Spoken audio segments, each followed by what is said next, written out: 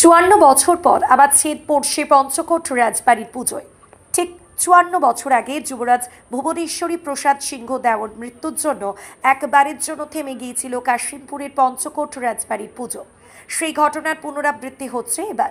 রাজবাড়ির পুজো থমকে যাচ্ছে আরও একটি অশৌচে। মঙ্গলবার দুর্গাপুরের একটি বেসরকারি হাসপাতালে প্রয়াত হয়েছেন রাজকন্যা মাহেশ্বরী দেবীর পুত্রবধূ ভি দেওড়ার রাজাওয়াত। তার মৃত্যুর কারণে এবার বন্ধ থাকছে রাজ অন্তপুরের পুজো। শেষ পঞ্চকোট রাজা শঙ্করী প্রসাদের ছেলে ভুবনেশ্বরী প্রসাদ সিংহদেও অবিবাহিত ছিলেন বলে রাজা হননি। যুবরাজ থাকাকালীন তার মৃত্যু হয়েছিল ১৯৭২ সালে।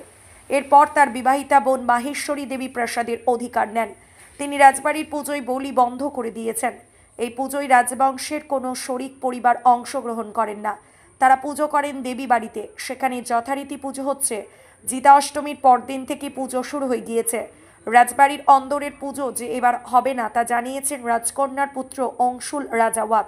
বিষয়টি জেনে হতাশ কাশীপুরের মানুষ, কারণ এখন পুজো কদিন রাজবাড়িতে সাধারণের প্রবেশাধিকার থাকে, এবার সেই সুযোগ পাবেন না কেউ।